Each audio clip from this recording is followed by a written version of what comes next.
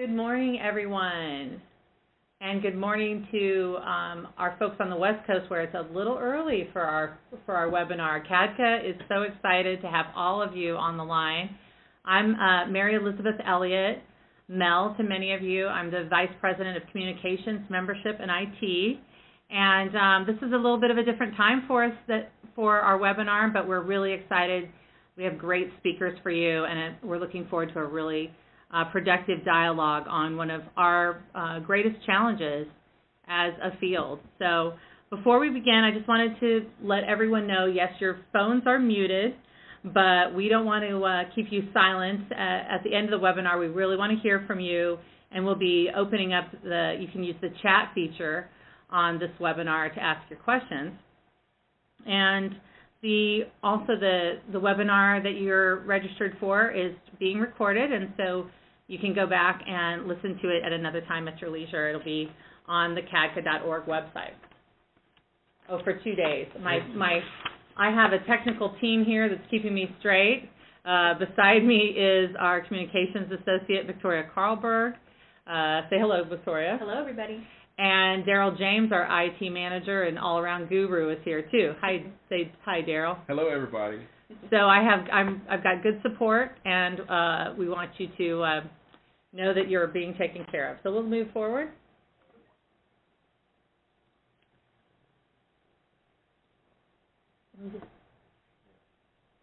Oh, I just ready. Can we advance the slide? You know that one of the things you never do when you're presenting is say next slide, you know, and you just sort of vamp until it's time for the show to go on. So here we are. We're here for Prescribing Some Solutions for Prescription Pain Medicine Abuse. This is our fourth webinar in our Prescription Drug Abuse series, and we're looking at a balanced approach to addressing opioid abuse and also the need for pain medication. So I want you to all walk away with a better understanding about how to engage prescribers. And I have to tell you that, you know, as you know, prescription drug abuse is one of our greatest challenges. We have the Monitoring the Future data came out yesterday, and it showed that the prevention field is making great strides. We know that drug-free communities grantees that are addressing prescription drug abuse are actually reducing rates of teen medicine abuse, so we celebrate that fact, but we know in other populations that people are dying every day from the opioid abuse crisis in the country. So we wanted to really bring together a public health expert and one of our great coalition leaders and trainers, Catherine Brunson, to help us today.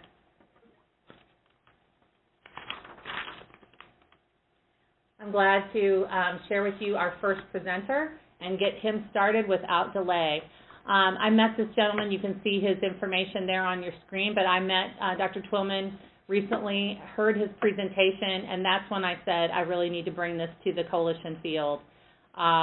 He provides really a great overview, helps us understand the other side of this issue, and makes the case for how we can be better engaged with the folks that are doing the pain management side. So Dr. Bob Twillman is the Executive Director of the American Academy of Pain Management, and without further ado, I want to turn the presentation over to Bob and have you all hear from him.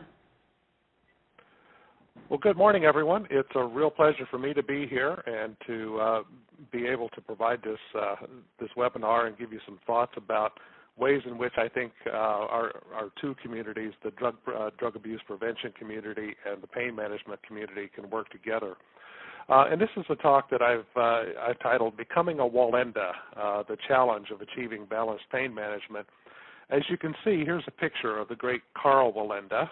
He's the patriarch of the Wallenda family of tightrope walkers. And you can see he's on a tightrope. It looks to be over a canyon or something. And to me, that tightrope represents pain management. That's kind of the way a lot of our members of the American Academy of Pain Management feel as they try to manage pain these days. It's kind of a narrow path that you have to stay on, and if you fall off that path, there are all sorts of bad things that can happen. Misuse, abuse, addiction, diversion, even death from overdose. can happen as a result of that. So that's the challenge for our members, is how do we stay on this tightrope of pain management without getting into all kinds of trouble and creating problems for people. I think the way that we do that is by using something that we refer to as balanced pain management. For us, reducing people's pain and improving their functioning are the critical things for us to accomplish, but those have to be accomplished in a safe and appropriate manner.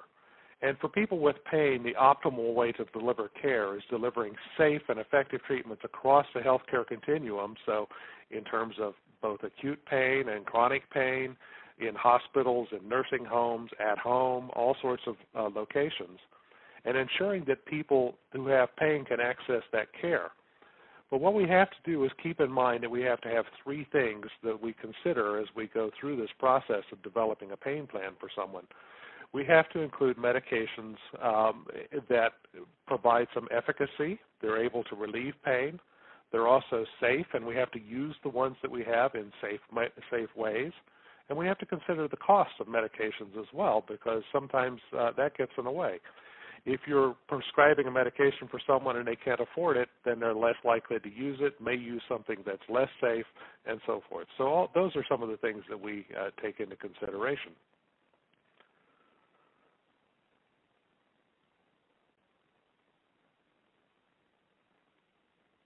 Waiting for the next slide to come up here.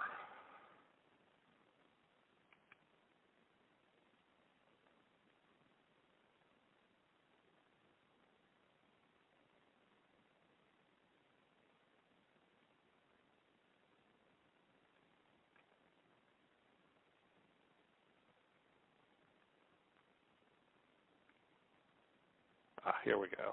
Okay. So where we find ourselves, unfortunately, is at the intersection of two major public health problems. The problem of prescription drug abuse is a problem that's well known to most people. We certainly hear a lot about that these days. There are about 12.5 million people in the United States who say that each year they are non-medical users of prescription opioids. That costs somewhere in the neighborhood of $100 billion per year to our economy. And there are about 16,000 people who die of overdoses every year involving prescription opioid medications. We also have a public health problem of chronic pain. Depending on the study that you look at, you can find a study that says there are more than 100 million Americans who have chronic pain of some form, between 25 and 39 million who have chronic pain that is present every day, and about 10 million people who are disabled because of their pain. And all of that costs our economy about $600 billion per year by the time you add up the costs of providing care for that, the cost of disability payments, lost productivity at work, and so forth. One of the things that's maybe underappreciated is that the risk of suicide in people with chronic pain is about twice the risk in people who don't have chronic pain. So if you do the math on this, out of about almost 40,000 suicide deaths in 2011, we can estimate that about 26,000 of those were people who had chronic pain, which is not to say that the chronic pain was the only cause of their suicide, but it could certainly be something that contributed to it.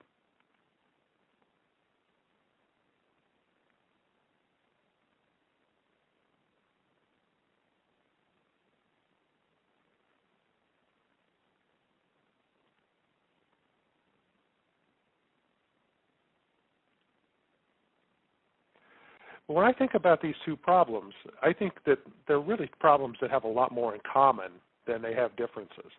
Both of them are obviously very highly prevalent. They're both very costly and economic in human terms. Both of these problems are very highly stigmatized, and both people who have a substance use disorder and people with chronic pain are blamed for having those problems. Both of them involve tremendous suffering for the people who are involved and those around them. They're not well understood, not well treated. Very complex problems with lots of moving parts, and they're both best addressed with a biopsychosocial approach that considers not just the biology of the disorders, but also some of the psychological and social factors that are related to them. So I think in lots of ways what we have here is two big public health crises, two big problems for us that are very similar to each other.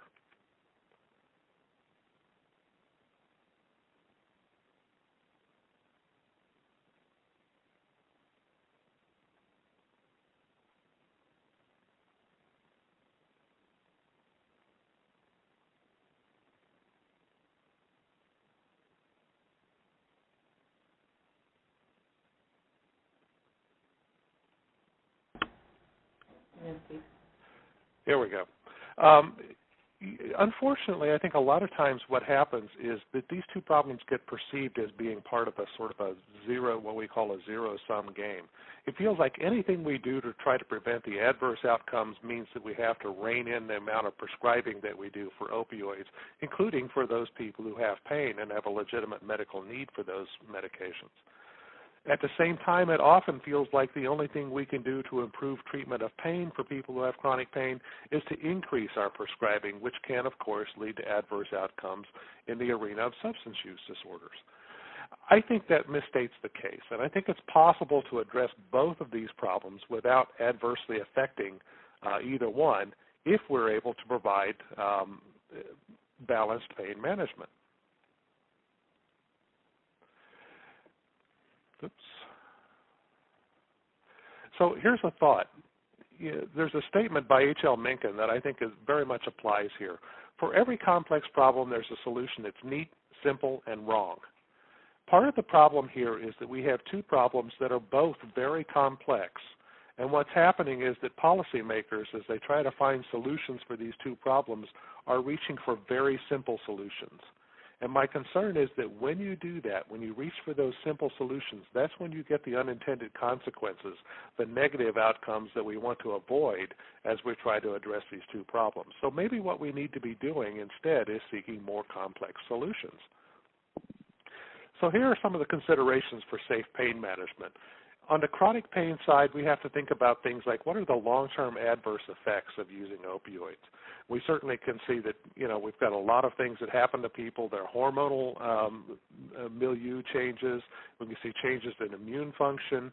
We've got to be cognizant of who the high-risk populations are, have access to kinds of care that don't involve opioids. We have the potential for addiction to happen, and so we have to figure out how to avoid that.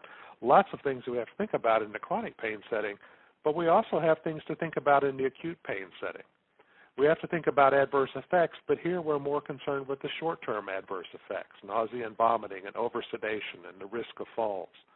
We still have high-risk populations we have to consider, but here in acute pain, we also have to think about continuity of care as the patient moves from perhaps an emergency room to a hospital to long-term care to home. How do we manage those transitions?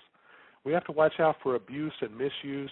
And overall, in both of these problems, one of the things we have to watch out for is accidental overdose and try to predict those people who are at risk and find ways of avoiding having that happen.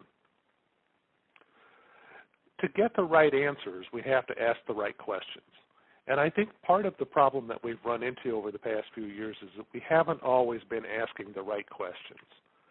So, for example, the wrong question is, should we use opioids to treat chronic pain? I think the right way to ask that question is, in which patients should we use opioids, at what doses, for how long, with which adjunctive treatments, and with what precautions? The challenge is that, as I said before, this is a complex problem, and that right question is a complex question that has many different answers to it. The simple question, should we use opioids to treat chronic pain, everyone likes that question because there's a yes or no answer to that question, or unless you consider the possibility that maybe is a response. But what I think we have to do is be thinking about this in a much more comprehensive way and a more complex way, as I said before. Solutions that only focus on the supplies of opioids produce a squeezing the balloon effect. So what happens is, as you clamp down on the supply of one particular medication or one particular opioid or one particular drug that's being abused, what happens is you see the balloon pop out someplace else. So in the 70s, we had a problem in our society with heroin. We cracked down on heroin, and what did we get? We had a problem with cocaine in the 80s. We cracked down on cocaine in the 80s. We got methamphetamine in the 90s. Cracked down on that, we get prescription drug abuse in the aughts. And now that we're cracking down on prescription drug abuse, what are we getting? We're getting heroin back again. So as long as we're only focusing on supplies, that's what happens. We squeeze the balloon. What we really need to do is find ways to focus on the demand, because that lets the air out of the balloon. How do we keep people from wanting these medications for purposes of abuse? And that's one way in which CADCA comes into play here, is because primary prevention is one way of doing that, preventing people from ever getting started with drug abuse in the first place. Another example of a wrong question is, how can we reduce the supply of prescription opioids? The right way to ask that question is, how can we reduce the excess supply of prescription opioids? Because there is a certain, what I would call a par level for opioids in our society. We have to have a certain amount of those to treat people who have pain. The question is, how do we define excess? That's where the rub comes in, is that, is excess what we've been doing for the past few years? Is excess where we were 20 years ago? It's hard to know, but that's part of what we have to work together to figure out, is what is the excess, and then address how do we reduce the excess supplies. We have to think about the role of opioids in treating chronic pain, because we think that the careful use of opioids with both pain relief and patient safety in mind is what's appropriate in treating pain, but we have to use other tools as well. And you see here a statement that's on our website for the American Academy of Pain Management, recognizing the effectiveness of opioids as part of a comprehensive treatment plan for some people who experience chronic pain.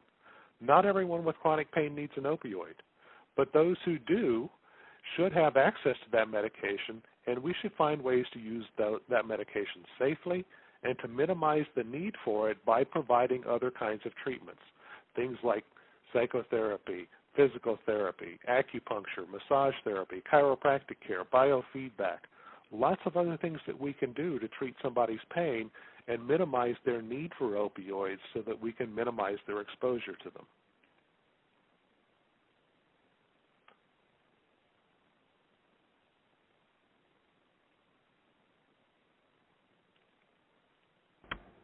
So you can just click the slide and it'll go forward.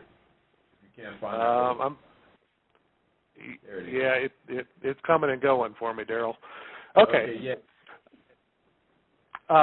So appropriate treatment for chronic pain is, as I said, multimodal, and includes lots of interventions, not just opioids, because there may be other kinds of interventions that work better. When we do that kind of treatment, as I said, what we're really focusing on is improving someone's function, not necessarily improving their pain intensity. I worked in academic medical centers for 20 years and treated a lot of people who had chronic pain. And what we would see is that some people's pain would never change. The amount of pain they experienced would never change. But as a result of what we were doing with them, their function would continue to improve. And so that's what we have to focus on, is functional improvement and the things that will make that happen.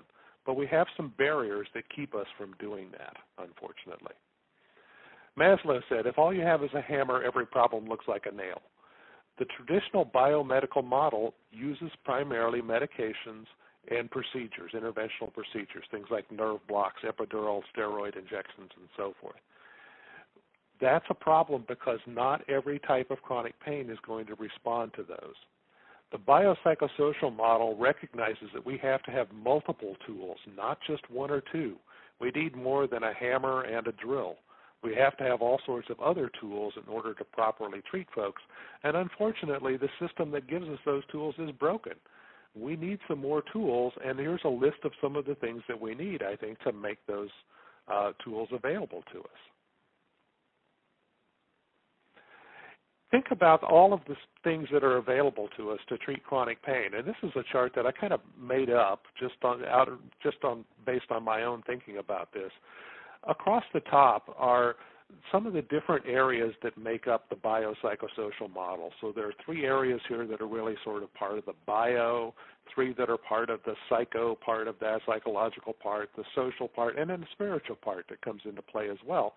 And I think what we can do is we can think about each of the treatments that we have available to us and look at within each of those areas, what kind of impact does that have? And so what we can do is when we assess someone who has chronic pain, we can look at where are the problems, what kinds of interventions do they need, and then we can use this sort of a grid to tailor our approach to treating that individual person's pain. Now let's think a little bit about acute pain, because that's also something that comes into play. And by acute pain, we mean the normal kind of expected pain that results from trauma or tissue injury. So surgery, other kinds of medical procedures, strains, sprains, broken bones, dental work, all sorts of things that people encounter where pain is a good thing because it warns you that there's something wrong. Acute pain can be mild or severe. It can last just for a moment. It can last a few months. But usually what happens is as the underlying cause of pain gets treated or heals, that pain goes away. Unfortunately, if we don't treat acute pain properly, that can lead to chronic pain, and that becomes a bigger problem for us. So we also have a variety of ways that we treat acute pain.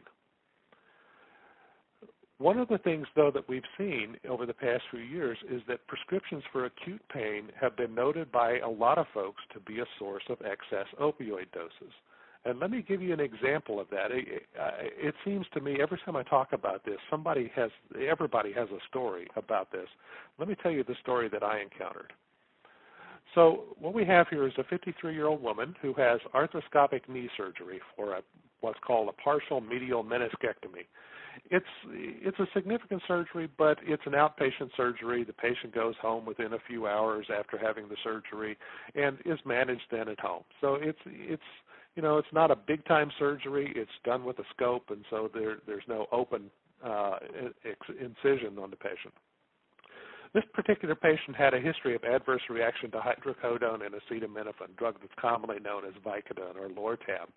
So the surgeon prescribed a medication called oxycodone with acetaminophen, commonly known as Percocet, along with a nonsteroidal anti-inflammatory drug, something like ibuprofen, and an ice machine. This is a machine that circulates ice water around the joint to keep the swelling down and help reduce the pain. So this is how much oxycodone and acetaminophen was actually used by this particular patient in her recovery, 2.5 tablets.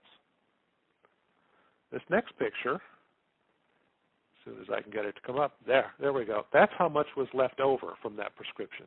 That's 77.5 tablets of Percocet left over from this one surgery. We hear about this happening time and again with these kinds of procedures, outpatient surgery procedures like this. We also hear about it happening time and again with dentists who are doing things like pulling wisdom teeth in adolescents. Why does that happen? Well, partly it's because surgeons continue to do what they learn to do in their training. They're trained over a certain period of time. Their mentors say, now after this surgery, this is how much medication you need to prescribe, and they just keep doing that. They're motivated to be sure their patients have adequate pain relief, and they're also motivated to give the patient enough so that they don't run out and have to call and get a second prescription. Because now if they have to get a second prescription, they actually have to show up and pick up a paper-written prescription from the doctor's office, and that's a hassle for everyone involved. So what doctors are doing these days is prescribing for the patient who's at the 99th percentile of use so that nobody ever has to call in. Hydrocodone rescheduling that happened a year ago may actually be making this problem worse because it used to be if a patient ran out, the doctor could pick up the phone and call the pharmacy and give the patient more medications.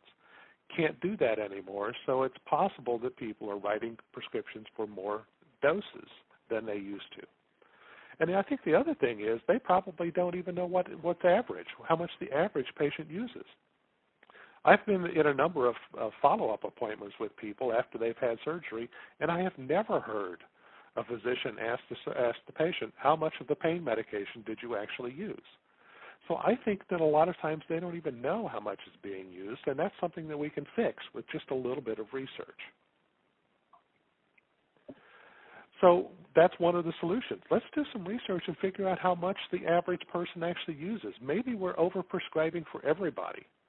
Maybe we can figure out that there are some people with some procedures who need more than people with other kinds of procedures. And it would really be easy to do this, particularly in a sort of closed system like Medicaid or Medicare. It would be easy to do that kind of research, and I think it's something we need to be doing. We need to pull together surgeons and pain management specialists to talk about how do we best do multimodal pain management in the context of acute pain. I think we should be requiring people to check the prescription monitoring programs prior to discharging people from the hospital or prior to discharging them from the emergency department, so that if they already have medications at home, they can be taught how to use those medications instead of being given a new prescription so that they have even more sitting in their medicine cabinet for somebody to get to. I think it makes sense to allow partial fills for these prescriptions. Right now, federal law does not allow you to do that. So if you take a prescription to the pharmacy for 30 tablets of, let's say, Vicodin, and you say to the pharmacist, I only want 10 because that's all I think I'll need, but I want to come back and get the 20 later if I need to, can't do that. It's not allowed. So why shouldn't it be? Wouldn't that make it possible for people to use less and to have less left sitting around in the medicine cabinet? Emergency departments is another place that should be addressing this, and there are some guidelines that have been put out in recent years by emergency medicine groups within certain states. Here's a link to one of those guidelines from Ohio. I think they're very reasonable, because they talk about how we do this in the emergency department so that we don't send people home with so much medication that there's a lot left over for someone to divert. Generally speaking, treating chronic pain in the emergency department is a bad idea. That's not the place for that. To treat chronic pain, you really need an ongoing relationship with a clinician.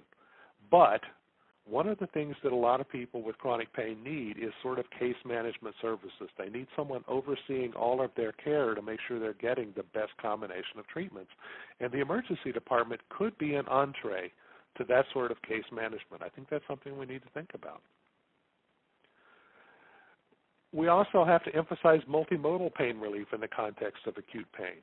I had surgery a few years ago on my elbow, and I was sent home with a little pump that kept a nerve block going for 3 days. I had zero pain with that elbow surgery. I took a little bit of an opioid, not knowing whether or not I would have pain if I didn't take it, but I think in retrospect I probably didn't need it. I could have gotten by without it. So if we do more of this kind of multimodal pain relief, we'll be using less opioids. Again, check the PMP to make sure whether or not patients have existing supplies at home that they can be using. Have a taper schedule. Don't send a patient home with 30 tablets and say take 2 to 4 every 6 hours. Send them home with a schedule that says you take this many this day and the next day a little bit less and the next day less, so that people don't get to the end of that prescription and all of a sudden run out abruptly and have withdrawal symptoms. Only prescribe enough to get to the follow-up appointment. And very, very importantly, teach people how to store those medications securely and dispose of them safely when they don't need any more.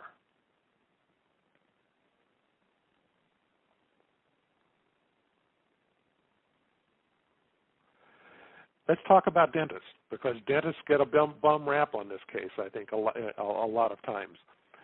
The data indicate that if you look at a number of medical specialties who treat 12 to 19-year-olds, dentists write the most prescriptions for opioids to 12 to 19-year-olds. But if you look at the number of doses that are contained in those prescriptions, they come out 26th out of 26 specialties. So they're writing a lot of doses, or a lot of prescriptions for a small number of doses. A lot of people find that using a nonsteroidal anti-inflammatory drug like ibuprofen is really all they need after most dental surgeries. So I think what we need to do is once again engage the dental community to do the same kind of research I talked about with outpatient surgery. Find out how much most people need after their surgery and tailor the amount in the prescriptions to that. I think we also need to get the dental community together and come up with guidelines on how to do this. I believe that's happened in the state of Pennsylvania. Maybe something that would be worth checking out. We have to have some really best practices for patient safety. We have to continue to pursue this sort of balanced, multidisciplinary, multimodal approach and individualize the treatment plan for every person with pain. The trouble is that for people with pain, there is no cookbook, and one size doesn't even fit most, much less all. I tell clinicians that every person with chronic pain who you work with is almost like an N of 1 experiment. You make your best decision about where to start with that patient's pain management program based on the evidence that's available, but then you have to watch and see how that works, and then make adjustments to make it work better, and continue making adjustments until you get it to the best possible outcome. We can decrease opioid prescribing by using multimodal analgesia, use a variety of medications besides the opioids, and use the non-pharmacologic treatments to treat both acute pain and chronic pain.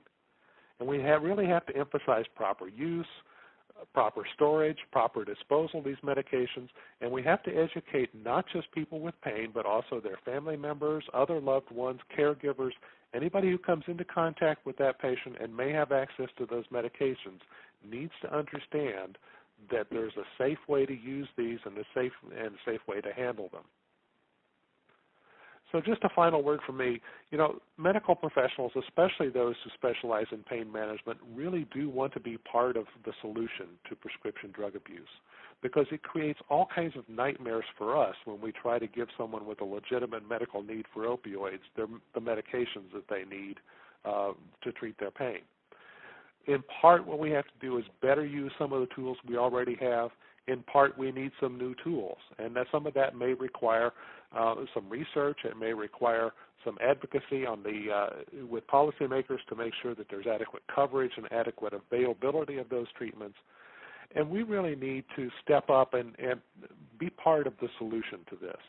So that's one of the reasons I'm very pleased to be able to do this webinar today and to work with CADCA, because I think we need to engage the pain management community and the healthcare community at large as part of the coalitions in areas that are working to help prevent drug abuse, particularly with respect to prescription drugs. And with that, I think I will turn it over to our next speaker.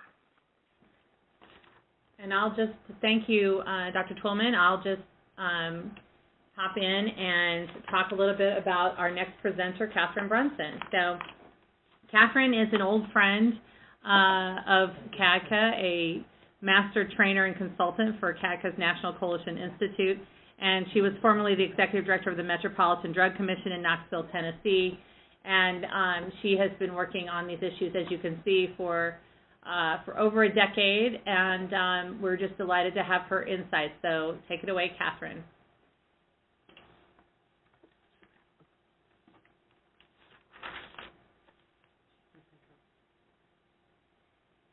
Well, hello, everyone. I'm just trying to get control of our presentation here. Thank you so much, and I'm very thrilled to be with all of you today. Dr. Twillman is correct in stating that our real challenge in addressing substance abuse is the simple economics of supply and demand. And unfortunately, the struggle that we've faced in prevention is that we've not been successful in reducing demand. So we often target supply, or what we call in our field availability or access, because we often know it simply is something that we can impact. But we need to be really careful in trying to not just address just supply and to address demand as well. Coalitions need to understand that there is, really a fine balance in addressing prescription drug abuse. And you need to be sensitive when you're approaching healthcare providers that you don't present yourself in a manner that suggests you're against all opioid prescribing. Because our first rule in working in our communities is we don't want to do any harm in our community. And coalitions need to understand that there are people legitimately suffering who deserve treatment for their pain, and that the majority of healthcare providers are doing their very best to treat these patients. What coalitions can do is collaborate with healthcare providers to assist them with reducing the likelihood that someone will get access to medications unlawfully or become addicted to prescribed medications by tearing down, as Dr. Twillman was talking about, the dosage over time. By partnering with the healthcare community, you can improve your community outcomes, and I think it's something that anyone trying to address prescription drug abuse has got to be doing in their community. We've got to get to the front where the supply is being started. I want to share with you just a few tips that I've learned in facilitating some healthcare partnerships, and also just share with you a few ideas of how you might collaborate with healthcare providers in your community. And then if we have a few minutes at the end, we'll let you ask questions for the remaining time.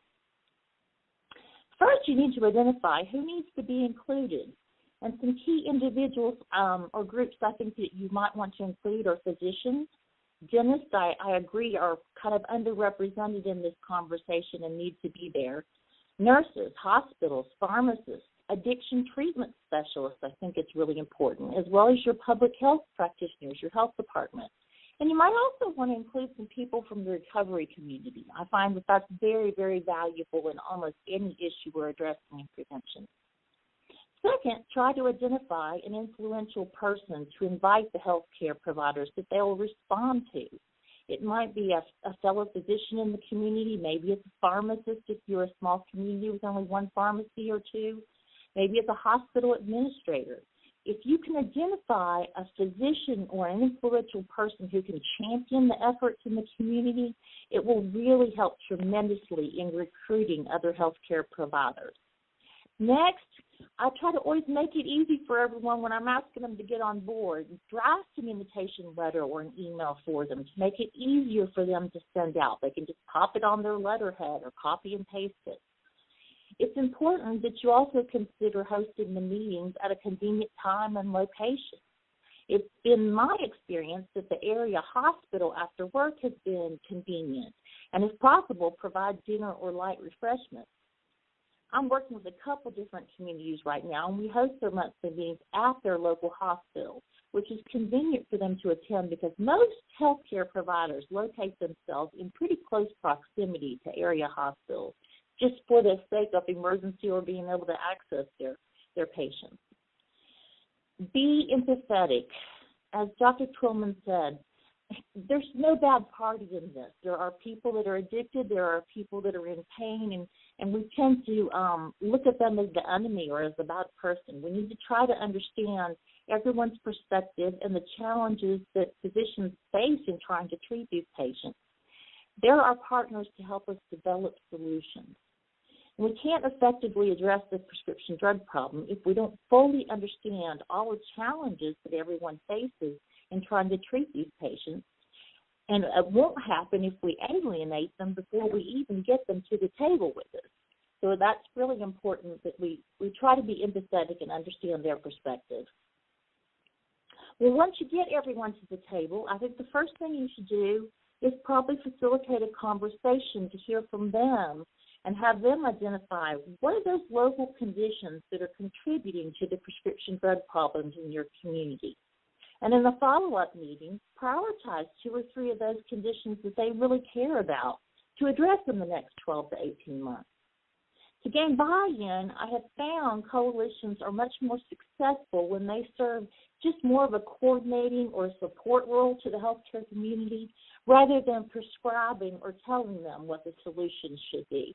So when I share ideas with you of some things that you might do, I'm not necessarily going in and saying when you host your meeting, tell them, okay, these are the things we're going to do. You really want them to come up with that list. They're just some suggestions. Then you want to develop a timeline, an action plan, and follow-up meetings for the priorities they choose and engage them immediately in working towards those goals. It's been my experience that groups that quickly get involved and feel like they're accomplishing something are much more successful in maintaining and building their membership over time. People truly are willing to give their time if they think it makes a difference. And whenever possible, position members to receive acknowledgement for their involvement in newsletters or with the media, at public meetings. This is how you build champions. It's rare that a community has a champion just waiting to be found. More often, we really have to build those champions. And the best way to do that is to provide them with some recognition for their efforts so that they know they're appreciated and that their time is making a difference.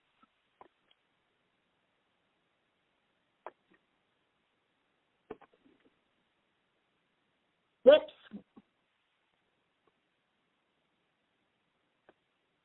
All right, we've gone. Okay, can we get back?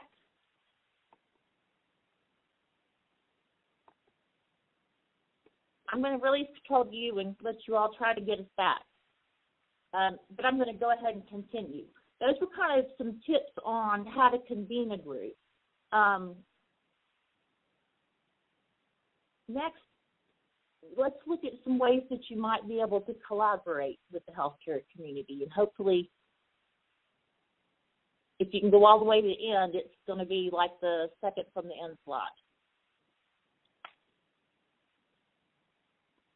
You might want to start by encouraging patients to take charge of their health care and ask for alternative therapies before moving on to opioid medication. As Dr. Twillman stated earlier, as well as the National Safety Council just released a white paper, acute pain can often effectively be treated with non-steroid anti-inflammatory drugs such as ibuprofen and acetaminophen, and the combination of the two has shown to be very, very effective. You can engage the healthcare community in identifying and developing training and education to meet their continuing medical education needs. I found that the healthcare community really grasps onto this in several communities that I'm working with. They want some really good training. They don't get a whole lot in medical school, and they'll be the first to tell you that they don't get a lot of training in the pharmacology and addiction continuum. Coalitions can also position themselves as kind of a referral door for healthcare providers to assist them with accessing treatment for patients when they identify a patient who needs treatment. You might do this by just either being a phone referral or by developing a local directory of resources that you can provide the healthcare providers. You can also serve as sort of a support for formalizing reporting procedures and communication with healthcare professionals and law enforcement. I've been really surprised at how receptive the medical community has been to working with law enforcement, and it does not violate HIPAA. Its unlawful activity is effective. However, law enforcement can't be the fix for this problem. We recently had a panel of law enforcement that ranged from local to the state to the federal level with one of our healthcare task force.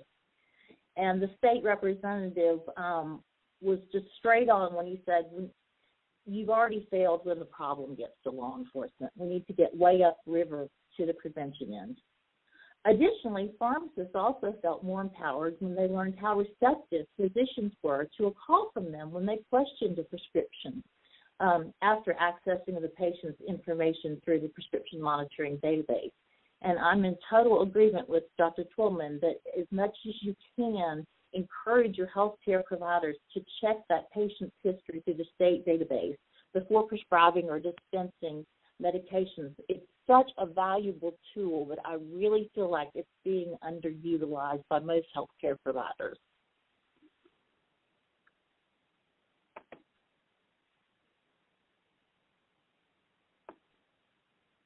Can you, next slide.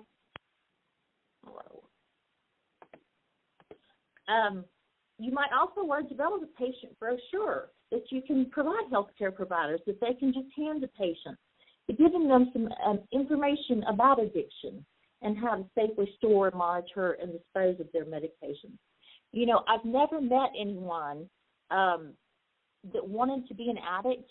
I don't think anyone realizes how quickly you can become dependent upon medications, and so I think it's our duty to try to educate people about the dangers of abusing someone else's medication or abusing their own medication by taking a higher dose than is necessary or prescribed. You might also partner with the treatment professionals in your community to provide some training at their medical offices to staff on identifying patients with signs of physical dependence and addiction, as well as counseling them on how do you have a conversation with patients about dependence and the importance of safeguarding their medications from children and other family members. You might also partner for public education and awareness by disseminating widespread messages about the dangers of prescription drug abuse. Wouldn't it be great to have those messages playing on the TVs in the hospital lobby or physician lobby or waiting room while you're sitting there with absolutely nothing else to do?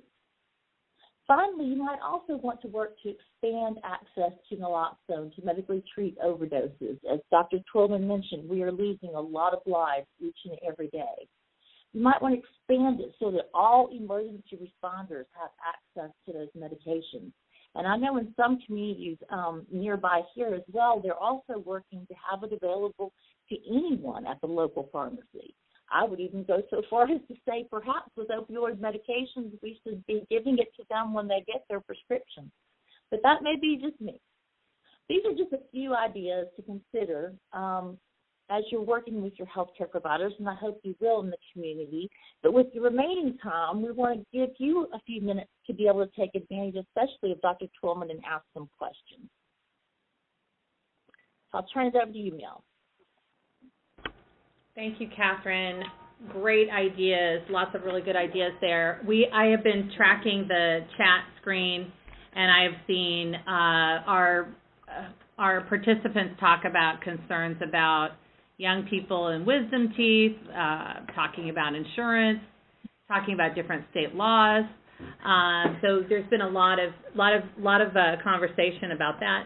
And I'm going to start with a question that I saw from Steve. Steve made a comment, and I'm going to give this to Dr. Twillman. Steve on our group made a comment that insurance companies often do not reimburse for non-opioid approaches, and what can be done about that? Yeah, that's a major challenge with all of this, and it's a big fly in the ointment for a lot of the plans that are being put out these days. So almost everybody who comes up with a plan for how to treat pain and minimize the risk of addiction talks about the need to use non-pharmacological therapies, to use things like chiropractic care and acupuncture, massage therapy, and biofeedback and so forth.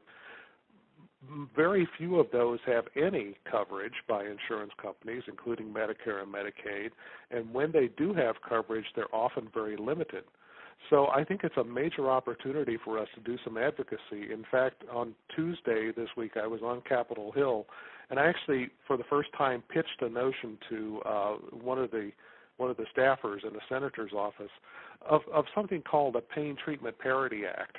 You know, a few years ago, there was a Mental Health Parity Act that said that mental health care needed to be covered in the same way that physical health care was covered. So maybe we need to go and ask for some legislation to cover at least some of the types of non-pharmacological therapies in the same ways that the pharmacological therapies are covered.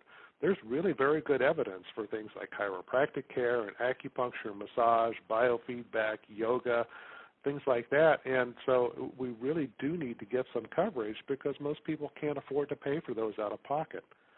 And while I'm at it, actually, that reminds me, too, of another group that the coalitions can think about engaging is not just prescribers, not just physicians and nurses and dentists, but how about engaging acupuncturists and chiropractors and massage therapists who may be in your communities? The folks who provide these kinds of services also can really be important resources, and there was a mention about developing these sorts of referral networks for people to get that kind of care. That's one way to get them involved in that, is to invite those folks to participate in the coalitions too. That's a great answer, thanks. We have another question. They're asking if you would please address the issue of prescribers who are faced with the dilemma of poor patient satisfaction scores if they do not prescribe opioids. Mary Steiner is asking, can we talk about that? Yeah, that's a real bugaboo, and I actually was in a meeting yesterday with some pain folks and some folks from the substance use disorder community, and that was one of the topics that came up because now in many institutions, physicians' reimbursement is actually tied to having patients say that they're satisfied, and it's a real problem, especially in the emergency departments.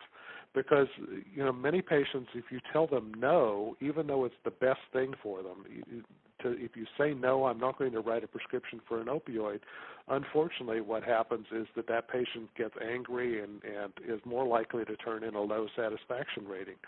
So I think we have to find a way to either take that out of the equation or find a way to compensate for that so that there's not that kind of negative blowback on the prescribers who are doing the right thing by saying no. It's a challenge, and I know it's an issue that people are raising, particularly with CMS, which controls some of those rating systems. And can I just add to that? It's been about 6 weeks ago when President Obama, along with SAMHSA, made an announcement that they had identified and heard from the medical community that this really was a challenge, and that they were going to be looking into continuing with forcing, doctors to measure that as a vital sign. Good point, Catherine. Thank you. There, on the flip side, Robert Whitney is writing about for us that, we've got research documenting that there's effectiveness in long-term use of opioids in chronic pain. And he's asking, is that included in the planning and prevention? And I think that's just a question for the group. But Dr. Tolman, you talked about that a little bit in your presentation. Yeah, one of the challenges we have. Yeah. Yeah, one of the challenges we have is that there is very little good data about what happens to people over the long term when you treat them with opioids. There are a lot of studies that go out to 12 weeks of treatment because that's what's required to get the medications approved by the FDA and get them on the market. But beyond 12 months, there are not a lot of randomized controlled trials that are considered the gold standard.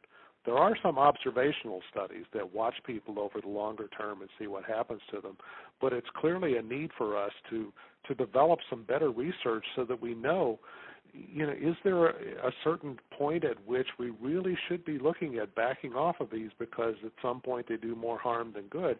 It's just something that we don't know, and so we have to continue to approach that on a case-by-case basis and follow up frequently with people who are on long-term opioid therapy and be sure that we're not developing more problems than they are positive outcomes. Thanks, Dr. Tolman. I also am seeing that the idea of our advocates, making the case for the multimodal treatment approaches is catching on among our group. There's interest in engaging some of those other practitioners, as you suggested, acupuncturists, other types of treatments for pain that may not be getting that coverage. So I think that you may have found a few advocates on this webinar, and we'll have to look into that. And I think this our session today speaks to the need to have you come back and we'll see if we can get you to come and be with us again in another setting. Catherine, I want to give you both an opportunity for final thoughts. So, Catherine, is there anything that you want to share with our group, just as an overall thought for the end of the webinar? Well, one, I just am really grateful for Dr. Twillman joining us today. I think that's a great first step in us forming a relationship. As we've all said over time, we've got to get everyone to the table to be able to effectively address things. And when we have these conversations, I'm just even reading the notes here, it sparks new ideas for things that we can do. And so I look forward to us being able to partner more in the future to develop strategies for our communities. And as you know me, Mel, I could go on for another hour. So with that, I'll stop. And I guess what I would say is that, some of us on this call are really focused on treating pain, and some are really focused on preventing substance abuse. And I think for me, what's really important is preventing and treating suffering. And people with both pain and substance abuse, and the people who have both of those problems, because that's another population, all of those folks are suffering. And so I think what's incumbent upon us is to figure out ways that we can prevent that suffering, and when we see it developing, do something to intervene as quickly as possible to treat it, because that's what all of this is really all about. Thank you for that. I think that was a great ending, and I appreciate it greatly. We have folks that are interested in going back and watching this again. They're interested in a synopsis of some of the dialogue that was going on in the chat window, so we'll look into that. And we will try to provide this kind of information again and increase the dialogue. Really good questions from our audience today. And I just want to thank both of our presenters. We'll give them a round of applause here at CADCA Central here, since they can't hear all of you out there in front of your computers, but I know that the presentations were well received, and we appreciate you all and wish you happy holidays and a happy new year. And I couldn't leave this session without inviting you all to our National Leadership Forum. Of course, our 26th Annual National Leadership Forum, the biggest conference, training conference in prevention, is February 1st through 4th at the Gaylord National Harbor in the D.C. area, and we want you all to join us there. So I hope to see many of you at the forum, and I think we have a slide that shows just sort of how to keep in touch with CADCA. So if we can end with that, that would be great. We want you to follow us on Facebook. We want you to tweet with us. Let us know what you think of this session. Send us a note and engage with us on social media. Again, from the CADCA headquarters, I am Mel Elliott, and we thank you all and wish you well, and God bless you for all that you do out there in the field. Thanks a lot.